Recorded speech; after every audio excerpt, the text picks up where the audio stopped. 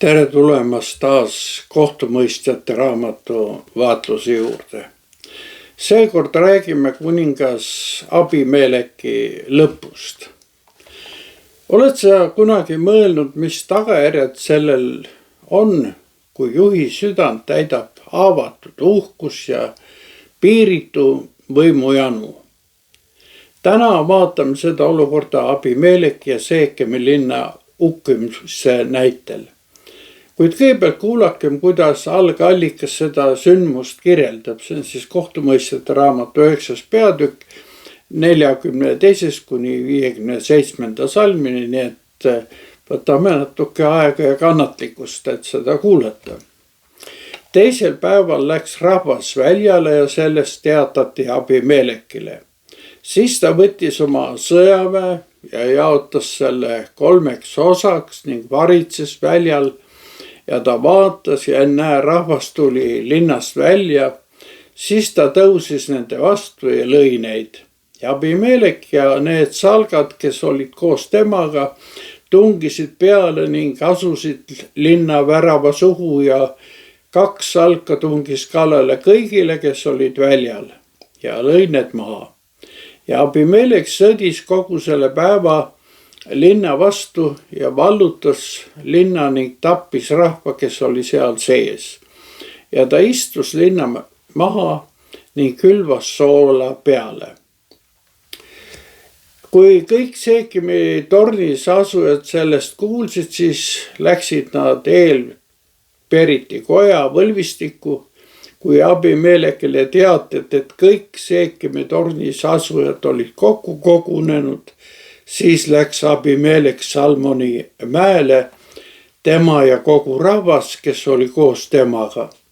Ja Abimelek võttis kirve kätte ja raius haokubu, tõstis ja pani selle enesele õlale ning ütles rahvale, kes oli koos temaga.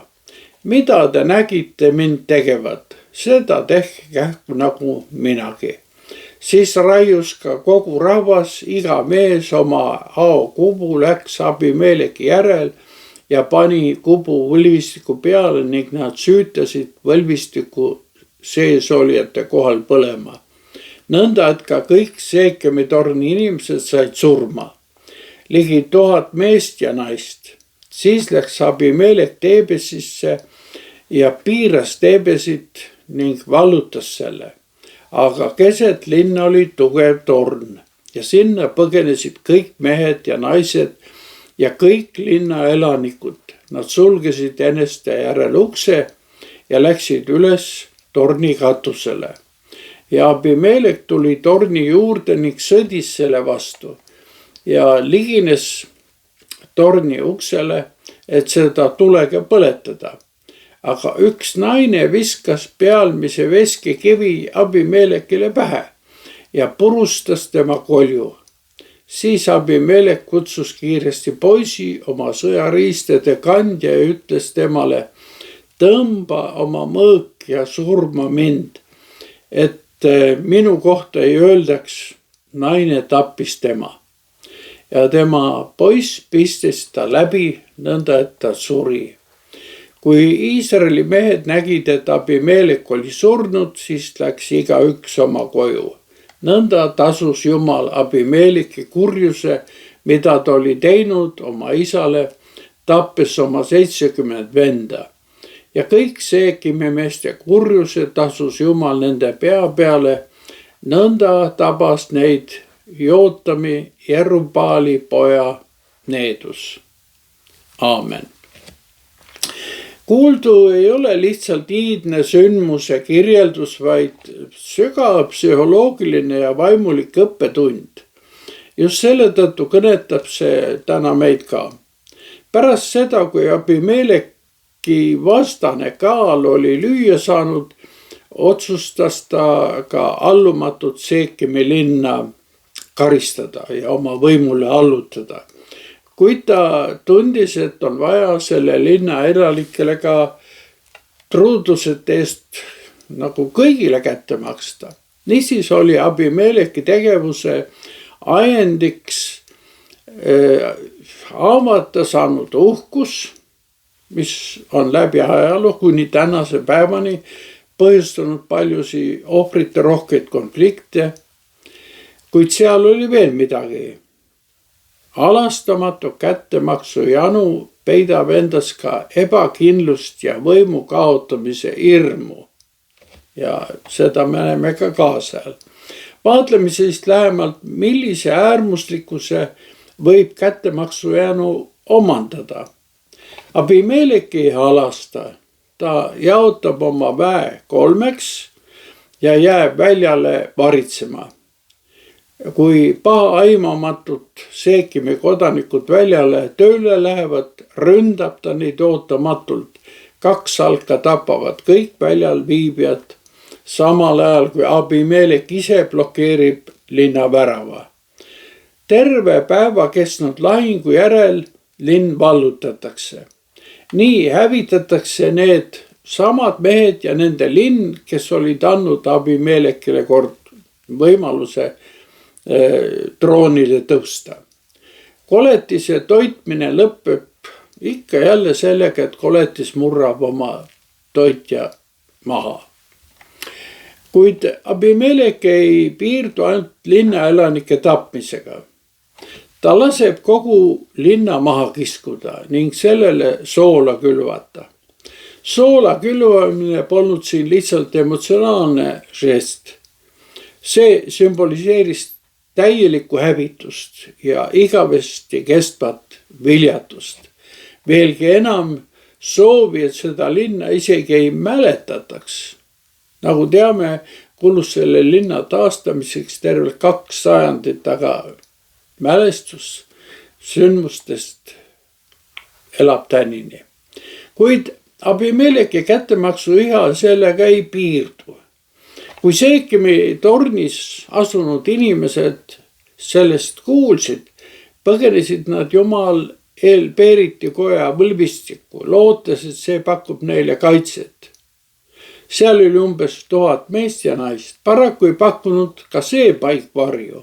Abimelek läheb oma meestega Salooni mäele, võtab kirve, raiub aokubu ja paneb selle õlale ja annab seejärel oma sõduritele käsu, mida te nägite mind tegevat, seda tehke kähku nagu minagi.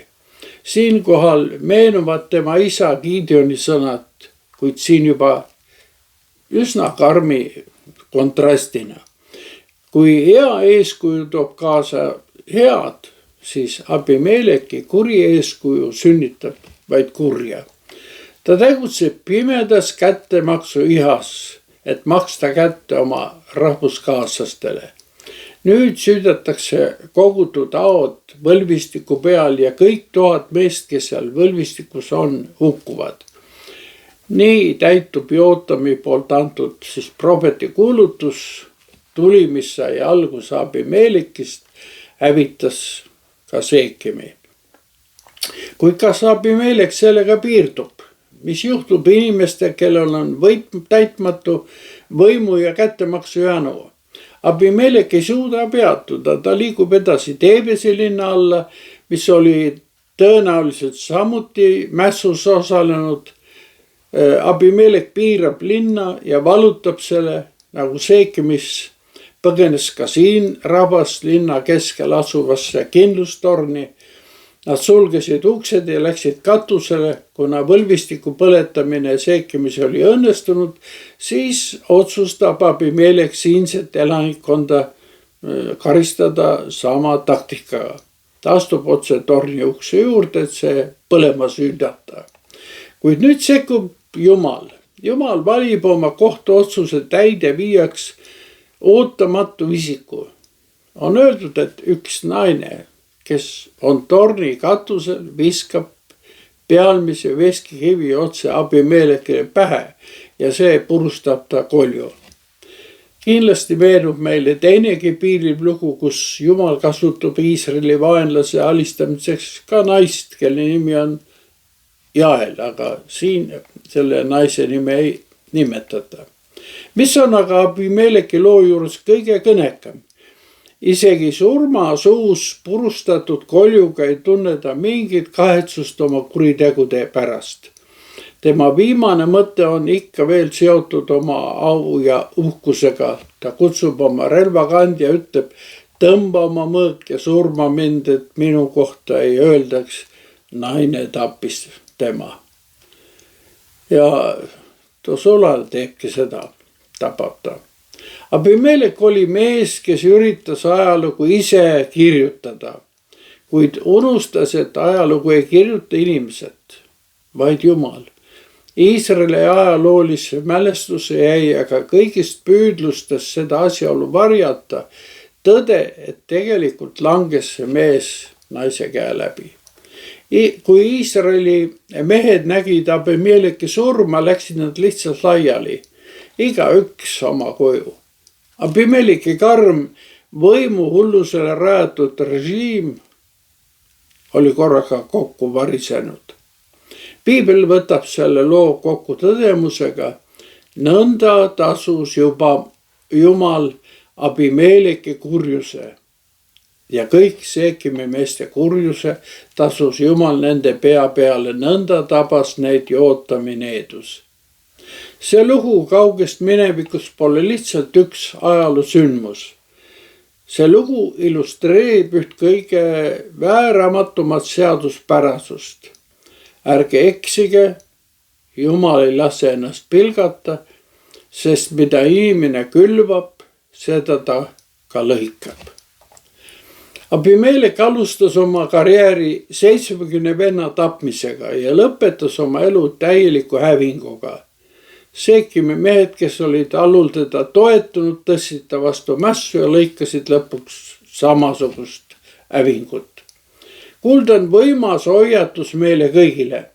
Tahtmatult peame endaltki küsima, kuhu mina oma vihas olen külvanud vaid soola, hävitades eluks vajalikke suhteid.